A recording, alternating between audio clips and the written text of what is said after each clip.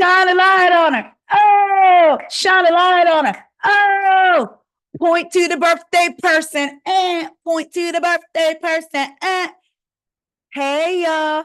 Happy April 4th day, AKA my birthday, y'all. First of all, I want to thank y'all so much for the messages, the comments on the podcast episode with Rodney, the birthday wishes, cash apps. Thank you so much. I'm going to have my margarita on the rocks with a sugar rim this evening. I want to shout out Katrina. Hey, thank you so much, y'all.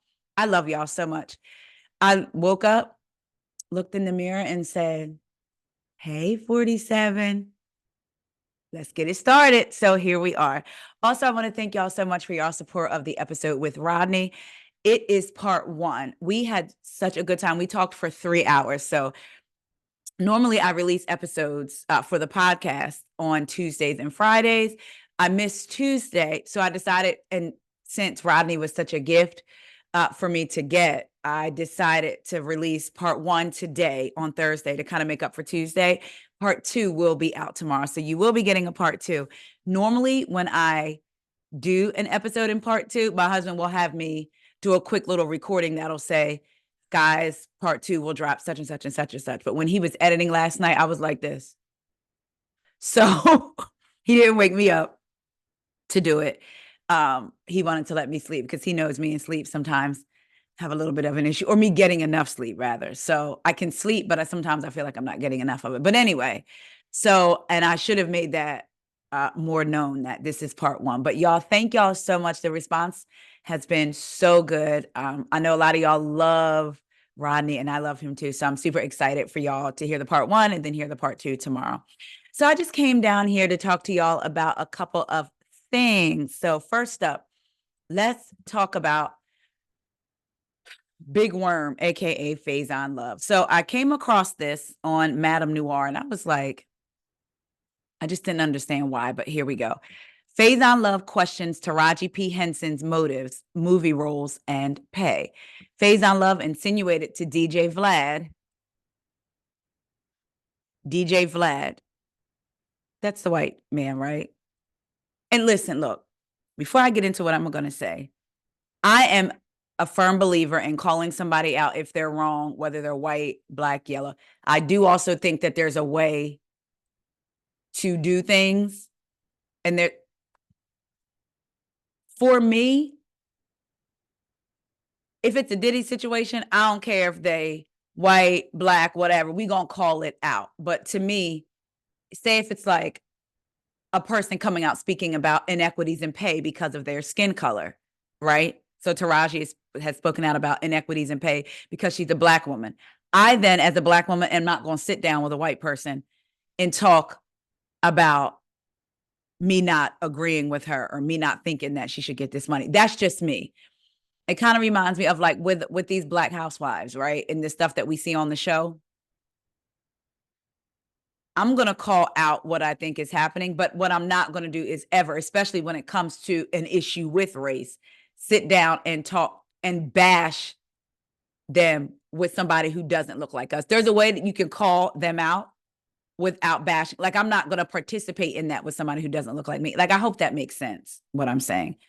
But so Faizon Love insinuated to DJ Vlad that the characters Taraji P. Henson have portrayed do not deserve millions of dollars. On April 1st, well, no wonder, it was Fool's Day. DJ Vlad of Vlad TV posted a YouTube clip of the actor and comedian.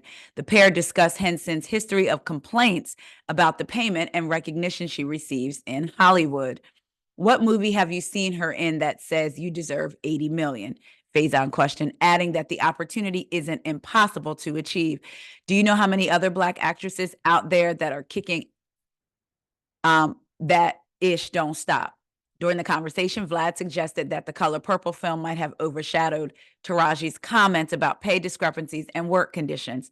She wasn't number 1 on the call sheet, Faizon said, adding that actors and actresses get paid based on a scale of what they bring to the film. He cited Rush Hour star Chris Tucker as an example who once turned down $20 million from a movie. The conversation delved deeper into Henson's movie portfolio, from The Curious Case of Benjamin Button to Proud Mary. Vlad also suggested that the 54-year-old Hollywood veteran could gain more control over her career if she transitioned into production or creating her own films. Vlad and Love also discussed the global success of films, including the action genre.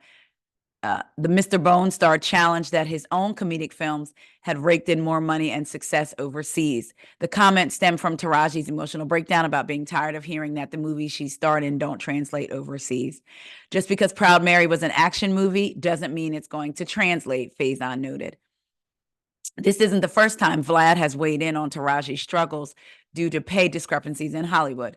Madame Noir reported that during a January interview with Math Huffa, DJ Vlad claimed that the former Empire actress was a complaining millionaire. No one wants to hear a millionaire complain that they didn't get more millions. You're already a millionaire. Taraji lives in a $6 million house. She is worth $12 million, Vlad argued in a clip posted January 14th. If Taraji doesn't like what she's getting paid, there's nothing stopping her from creating her own projects.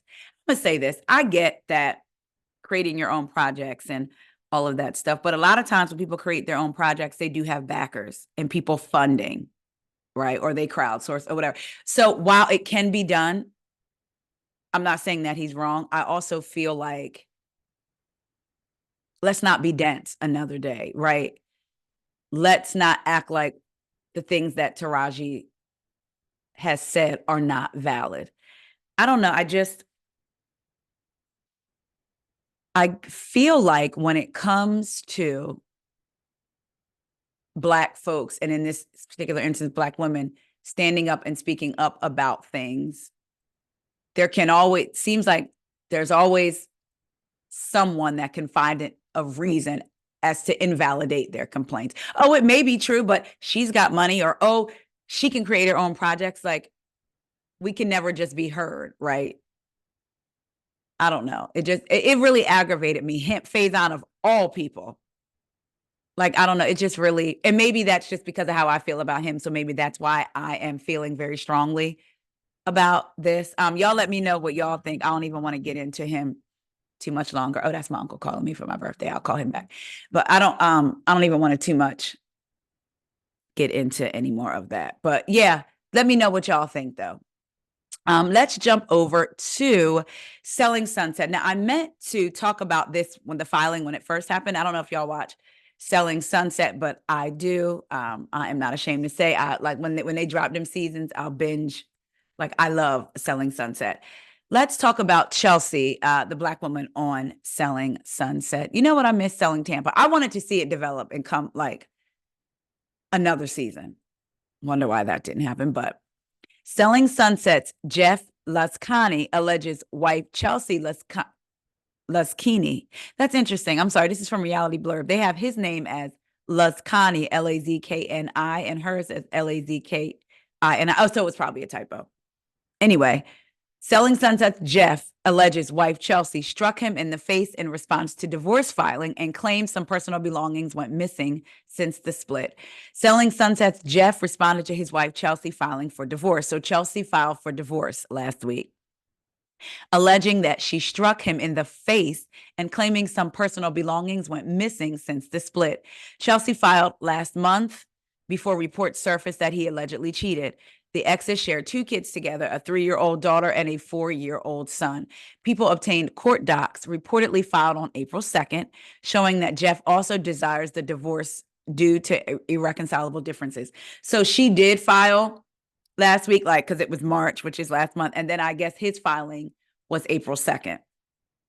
In a written declaration to the court, the 40-year-old accused his estranged wife of exhibiting suspicious behavior, alleging some of his personal belongings were taken or disappeared from their marital home after she filed in March. His declaration claims she struck Jeff in the face in an aggressive manner, breaking his glasses and causing a small cut on the side of his face. Jeff alleged that neither of them should reside at the Manhattan Beach house, pointing out that he's the primary owner. He claims she provokes him and then records him in an attempt to catch him overreacting to her. He also alleges she was physically aggressive both before and after the divorce filing, and she installed a lock on the primary bedroom to his exclusion. remotely monitors his access to the property and records him at the property. He's requesting exclusive use and possession of the house purchased in 2018 for $2.9 million. But it's interesting that he said that he believed that neither should reside, but now he's requesting exclusive use and possession. So I guess maybe going in and out, like maybe make it known that it's his, going in and out, but neither live there. Jeff claimed he thinks it's currently worth $4.2 million, and he holds a property reimbursement claim of $2.1 million for this property after using it towards his down payment. Per court docs, this is what was interesting. Per court docs, Jeff alleged he was stunned to discover the divorce filing through a text from TMZ, and Chelsea never responded when he immediately messaged her about it. He claimed he later discovered that Chelsea opened an independent bank account amid her filing. I mean, he alleged Chelsea's brother began sleeping at the house without informing Jeff, and the last time Jeff slept at the house was the day he learned about her divorce filing. His response claimed that some possessions went missing since their breakup, including a scarf left to him by a late family matriarch, a spare key for his vehicle, and his dad's hat. He claimed Chelsea admitted to moving a Rolodex after Jeff couldn't locate it when he asked where it was. She has also been sneaking around the just imagining. She imagined him sneaking around the property and attempted to enter his room when she thought he was not home. He's asking that Chelsea have 2 days to take what she needs from the home, but she should only get a 2-hour time frame to do it. Jeff also requests the presence of a neutral party to help the exes divide any possessions of dispute. Jeff said he's already paying and agrees to continue to pay the mortgage, the utilities, and any other encumbrances for the house. And he has not slept in their primary suite with Chelsea since soon after the birth of their child because of post-pregnancy discomforts. Wow, and sleeping schedules. So wait, the youngest is 3. They have a 4-year-old and a 3-year-old. And he's saying he has not slept in their primary suite with Chelsea since soon after the birth of their child. So 3 years, he has not slept in the primary suite due to post-pregnancy discomforts and sleep schedules. He claims he previously suggested moving back into the bedroom, but Chelsea refused after she grew accustomed to her own sleeping space. According to Jeff, Chelsea has options for other housing, and she can dwell with her friend Savannah, who lives close by, or she can stay at an Airbnb.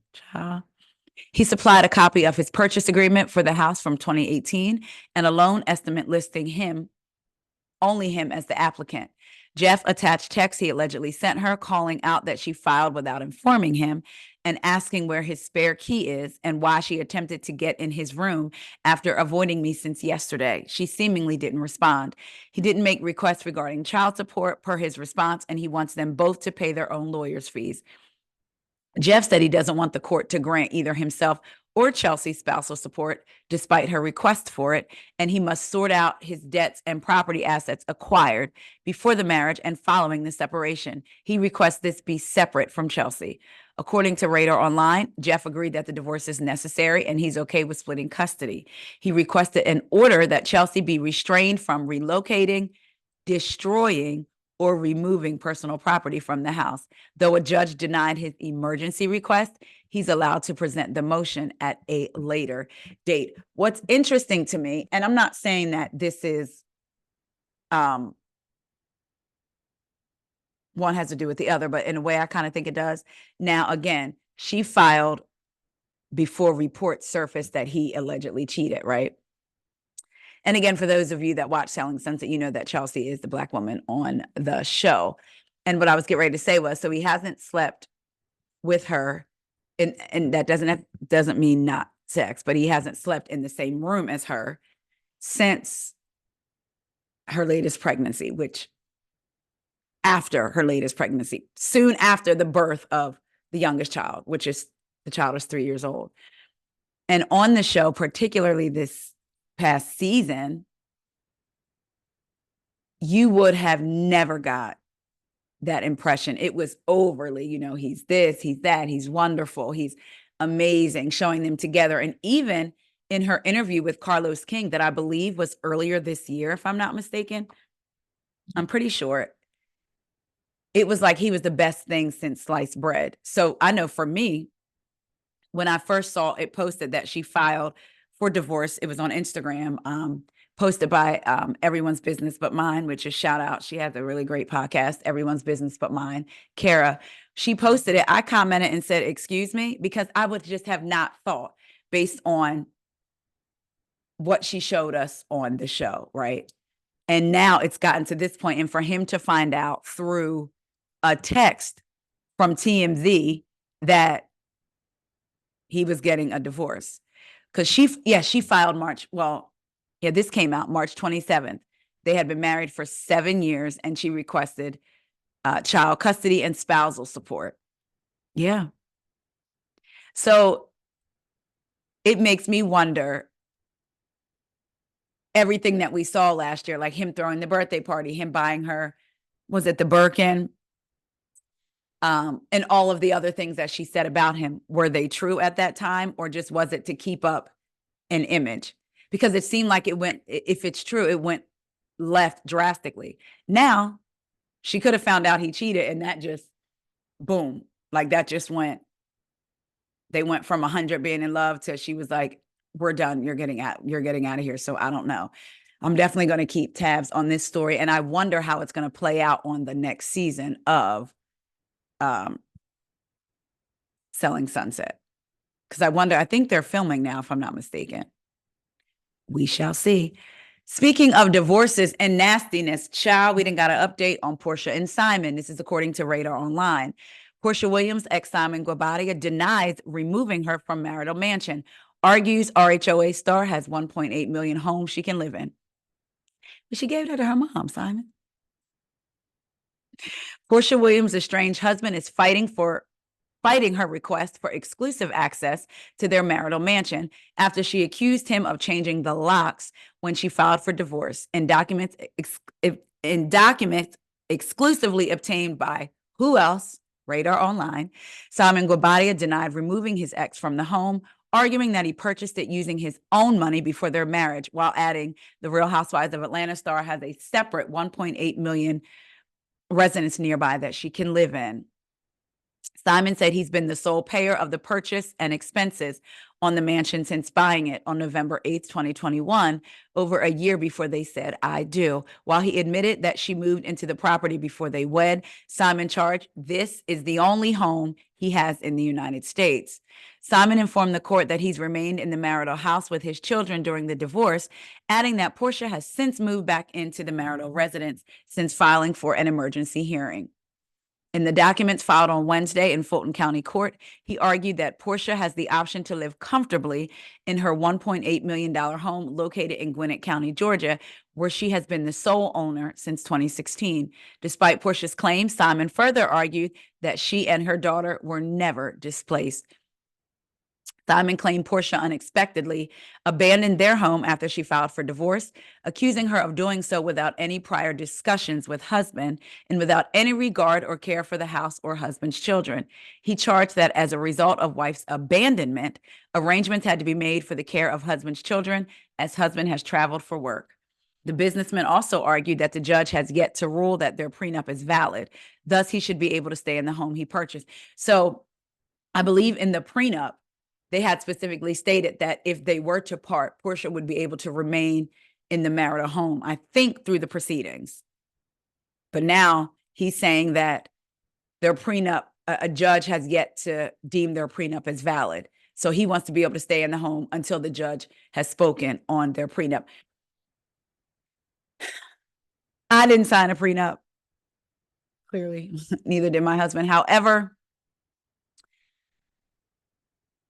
like, what is the point? I wonder if there are prenups that say in the prenup that basically once this is signed, if we get divorced, there's no arguing if it's valid or not. It is what it is. Because people pay this money to have these lawyers draw up these prenups, right?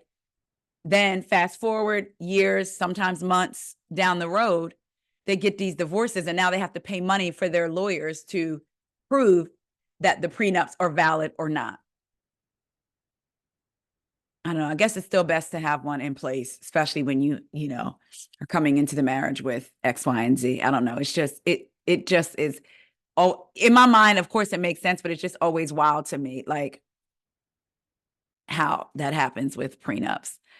RadarOnline.com broke the story that Porsha demanded a judge give her exclusive access to their marital mansion while they continue fighting their divorce. The RHOA star filed from divorce from Simon in February after 15 months of marriage. The prenup is a point of contention in their battle, which has turned nasty. Simon claimed he attempted to resolve this issue with Porsha in hopes of settling the divorce outside of court, but she refused to discuss the settlement he allegedly offered.